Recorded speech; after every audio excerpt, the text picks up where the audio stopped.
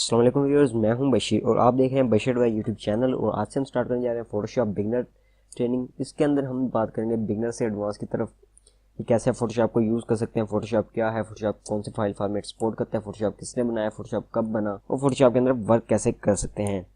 ये तमाम चीज़ें हम इस ट्रेनिंग के अंदर देखेंगे। बिगनर से मुराद ये नहीं कि अगर ये ट्रेनिंग बिगनर के लिए है तो सिर्फ बिगनर ही देखें। अगर कोई इसकी एडवांस एडिटिंग की या इसकी कुछ चीज़ें पहले से जानता है तो वो ये पूरी ट्रेनिंग लाजमी देखे, क्योंकि इसके अंदर मैं भी कुछ ऐसी चीज़ें बता दूं जो उन लोगों को ना पता हो। अगर आपको ऐसा लगता है कि आप लोगों को सब कुछ पता है तो आप कमेंट के अंदर ज़रूर बताएं कि हमारी वीडियो के अंदर क्या मिस्टेक है, क्या चीज़ हमने नहीं बताई। आप अपने कमेंट्स ज़रूर दिया करें।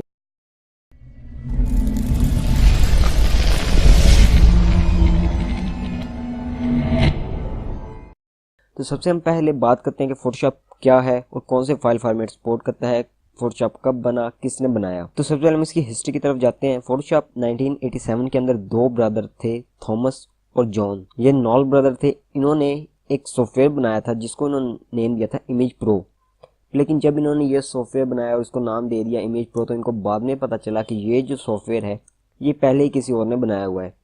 तो इनको अपने सॉफ्टवेयर का नेम चेंज करना पड़ा और उन्होंने अपने सॉफ्टवेयर का नेम रख दिया फोटोशॉप। थॉमस ने इसको नेम दिया था और जो इसका भाई था जॉन, वो उस वक्त सिलिकॉन वैली के अंदर था, जहाँ पे उसने ये अपना सॉफ्टवेयर लोगों को दिखाया। वहाँ पे काफ़ी सारे बड़े इंजीनियर्स और डायरेक्टर वगैरह आए हुए थे, उन्होंने इस सॉफ्टवेयर को देखा।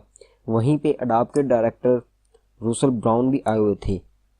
उन्होंने इस सॉफ्टवेयर को देखा और उन्होंने इसका जो लाइसेंस था वो परचेज करने के बारे में सोचा। तो उन्होंने वो लाइसेंस इसका परचेज कर लिया और उन्होंने अपनी कंपनी के थ्रू इस सॉफ्टवेयर को लॉन्च किया, अडोब फोटोशॉप, जिसका पहला वर्जन था 1.0।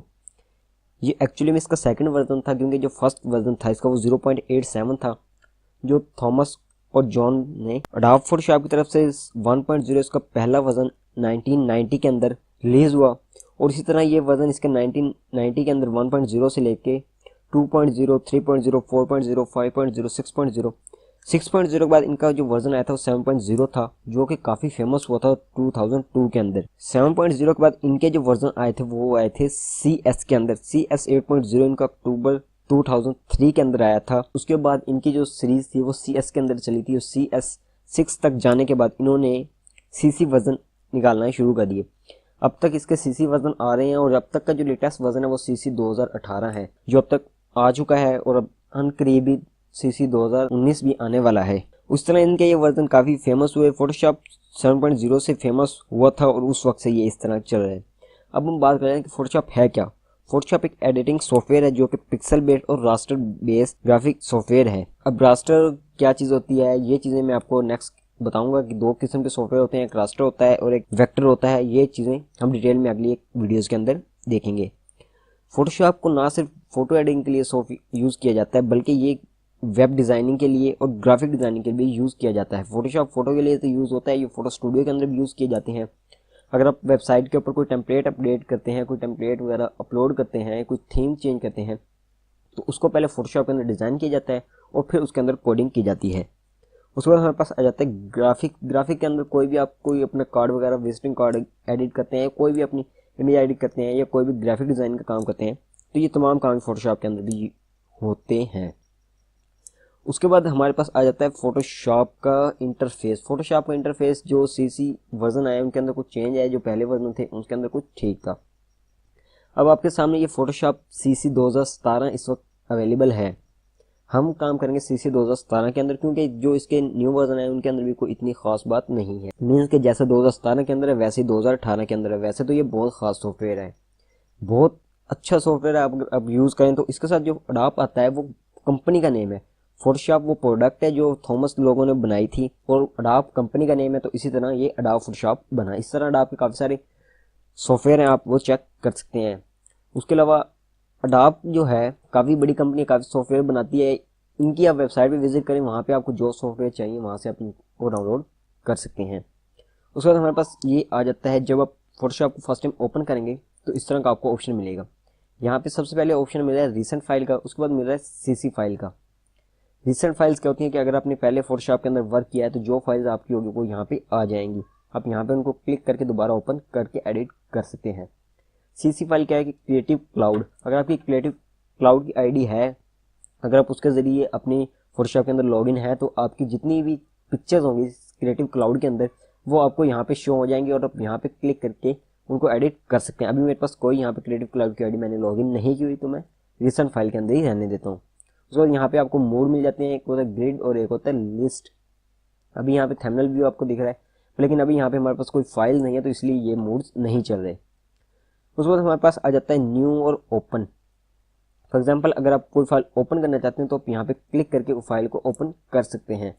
यहाँ पे आप ओपन पे क्लिक करें और जो आपको फाइल चाहिए वो आप यहाँ से क्लिक करें और ओपन कर सकते हैं। फॉर एग्जाम्पल ये मैं फाइल ओपन कर लेता हूँ। ये हमारे पास कैनवस एरिया है, यहाँ पे हमारी फोटो जो होगी वो ओपन होगी जो हम फाइल को यहाँ पे लेके आएंगे। ये इतना एरिया कैनवस एरिया होता है।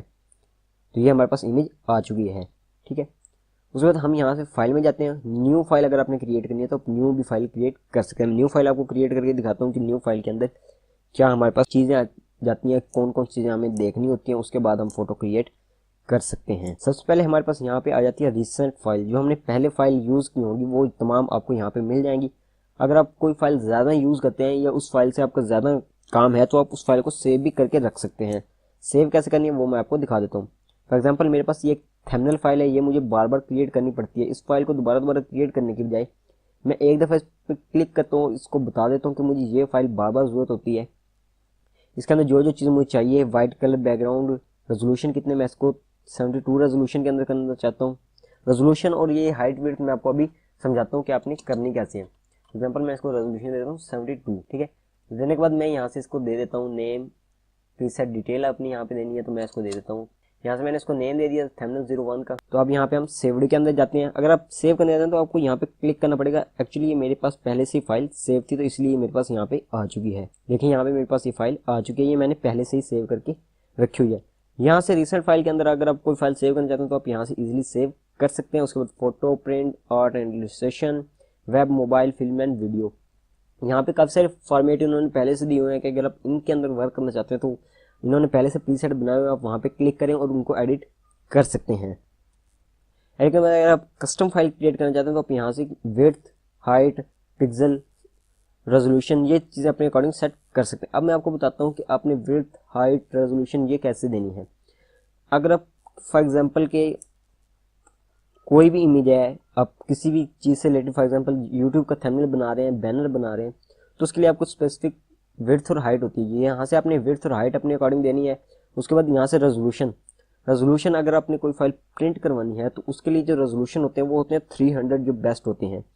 अगर आपने कोई इमेज फेसबुक के लिए या ट्विटर के लिए क्रिएट करनी है तो उसके लिए जो रेजोल्यूशन रहते हैं वो 96 से 72 बेस्ट रहते हैं। आप इन रेजोल्यूशन का यूज़ करते हुए इमेज क्रिएट कर सकते हैं। उसके बाद हमारे आ जाते हैं कलर मोड। आपने ये इमेज अपनी पिक्सल के अंदर रखनी है, पिक्सल और इंचेस के अंदर। कलर मोड आ जाती है। कलर मोड के अंदर हमारे पास आ जाते हैं जो फेमस है, काफ़ी पॉपुलर है, वो है RGB और CMYK। RGB किस लिए यूज़ करते हैं हम? RGB हम यूज़ करते हैं फेसबुक, ट्विटर या सोशल अकाउंट या अपने कंप्यूटर के अंदर फोटोज़ के लिए।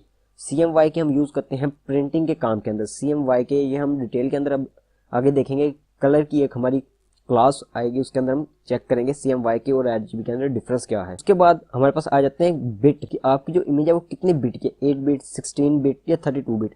अगर आप वेबसाइट या किसी भी एरिया में जाते हैं तो वहाँ पे आपको जो अब तक जो इमेजेस आ रही हैं या कोई फाइल फॉर्मेट आपको मिलता है वो 8 बिट के अंदर होता है। तो आप अपनी इमेज को 8 बिट के अंदर ही रखा करें, ठीक है। उसके बाद हमारे पास आता है बैकग्राउंड कंटेंट कि आपका बैकग्राउंड का कलर कैसा होना चाहिए, व्हाइट होना चाहिए, ब्लैक होना चाहिए या बैकग्राउंड कलर होना चाहिए। बैकग्राउंड से क्या मुराद है, आपका जो एरिया इस वक्त यहाँ पे सिलेक्टेड होगा वही आपका ये एरिया, वही एरिया आपको यहाँ पे ये आ जाएगा उस कैनवस के अंदर। उसके अलावा अगर आप और कलर चाहते हैं तो आपको नीचे भी मिल जाएंगे, ट्रांसपेरेंट मिल जाएगा और कस्टम। ट्रांसपेरेंट से क्या मुराद है कि एक खाकी सी तस्वीर आएगी, उसके अंदर कोई कलर नहीं होगा, आप अपने अकॉर्डिंग वहाँ से कलर सेट कर सकते हैं। उसके बाद कस्टम आ जाता है। कस्टम पे क्या मुराद है कि अगर आप कोई कस्टम कलर चाहते हैं, अपने अकॉर्डिंग कोई कलर सेट करना चाहते हैं तो कस्टम पे क्लिक करें और वहाँ से उस कलर को सिलेक्ट करें। फॉर एग्जांपल मुझे यहाँ से ब्लू कलर चाहिए, ओके कर देता हूँ, ठीक है। तो जो कलर आपको चाहिए वो आप कस्टम के कलर के अंदर सेलेक्ट कर सकते हैं। इस तरह अपने फाइल फॉर्मेट सेलेक्ट करने के बाद आपने एक इमेज यहाँ से क्रिएट कर लेनी है।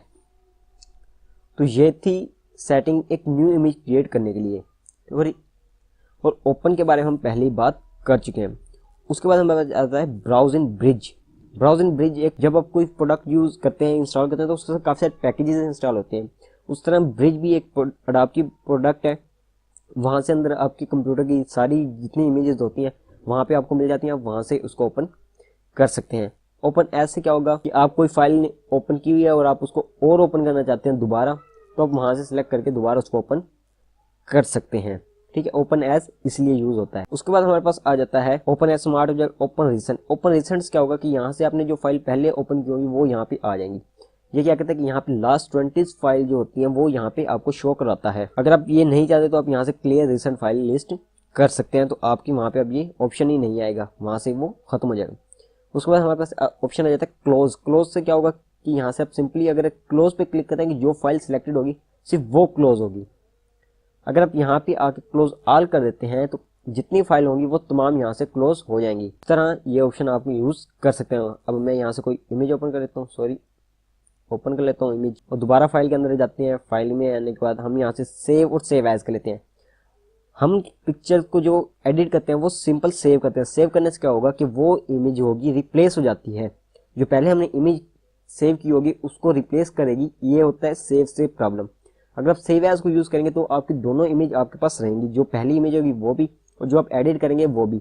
इस तरह आप सेव एज का यूज कर सकते हैं। उसके बाद हमारे पास नीचे आ जाती हैं बहुत सारी और चीजें जो अब हमारे बिगनर्स टॉपिक से रिलेटेड नहीं है। अब हम बात कर लेते हैं कुछ और चीज़ों की जो हमारे पास अभी रह चुकी हैं। ये हमारे पास होता है टूल बार, यहाँ पे हमारे काफ़ी सारे टूल मिलते हैं, वो है हमारी टूल बार। उसके बाद हमारे पास ऊपर आ जाती है ये जो है ये मेन्यू बार है, और ये जो एरिया है इसको कहते हैं टूल बार प्रॉपर्टी, कि हम जो टूल यहाँ से सिलेक्ट करेंगे उसकी जो प्रॉपर्टी होगी वो आपको इस एरिया के अंदर शो होगी, इसलिए हम इसे कहते हैं टूल बार प्रॉपर्टी। आप इसका यूज कर सकते हैं अपने अकॉर्डिंग। ठीक है, उसके बाद हमारे पास आ जाते हैं पैनल। ये चीज़ें हम जैसे जैसे अपनी फोटोशॉप के एडवांस की तरफ जाने लगेंगे, बिगनर्स की मतलब स्टार्ट की जो चीज़ें होंगी उनको छोड़ के एडवांस की तरफ जाएंगे, तब मैं आपको ये चीज़ें बताता रहूँगा हल्की हल्की जैसे जैसे हम हमारा ट्यूटोरियल आगे बढ़ेगा। पैनल है, पैनल के अंदर आपको जो चीज़ें जाननी है कि लेयर के ऊपर आपने वर्क करना है। फोटोशॉप के अंदर हम लेयर्स पे काम करते हैं और आपको वो लेयर्स के साथ एक किस्म से फ्रेंडशिप करनी होगी। आपको लेयर के बारे में नॉलेज होना चाहिए। अगर आप लेयर्स पे काम करेंगे तो आप काफ़ी अच्छी फोटोशॉप के अंदर एडिटिंग कर सकते हैं। फोटोशॉप के एडिट करने के लिए आपको दो चीज़ें जानना ज़रूरी है। सबसे पहले अपने लेयर्स के बारे में इंफॉर्मेशन लेनी है। लेयर्स के बाद जो दूसरी चीज़ है अपने कमांड्स के बारे में इंफॉर्मेशन लेनी है। आपको जितनी ज़्यादा कमांड्स याद होंगी आप उतने फास्ट फोटोशॉप के अंदर वर्क कर सकेंगे।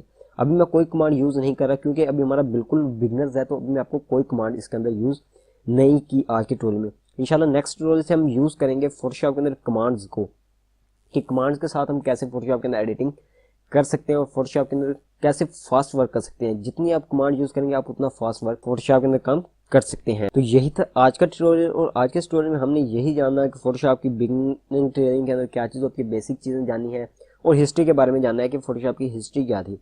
तो यही था आज का ट्यूटोरियल। मिलते हैं एक ऐसी इंटरेस्टिंग सी वीडियो में। अगर आपको ये वीडियो पसंद आए तो लाइक ज़रूर कीजिएगा। अगर आप चाहते हैं कि आपके दोस्त भी फोटोशॉप सीखें तो इस वीडियो को अपने दोस्तों के साथ ज़रूर शेयर कीजिएगा। आइंदा वाली न्यू वीडियो की अपडेट के लिए को सब्सक्राइब कर लीजिए, साथ के बेल के आइकन को लाजमी क्लिक कीजिएगा ताकि जो न्यू वीडियो है अब उसकी नोटिफिकेशन आप तक पहुंच सके। ओके बाय, अल्लाह हाफिज़। नेक्स्ट मिलते हैं एक नई हेल्प के साथ, तब तक अपना ख्याल रखिएगा।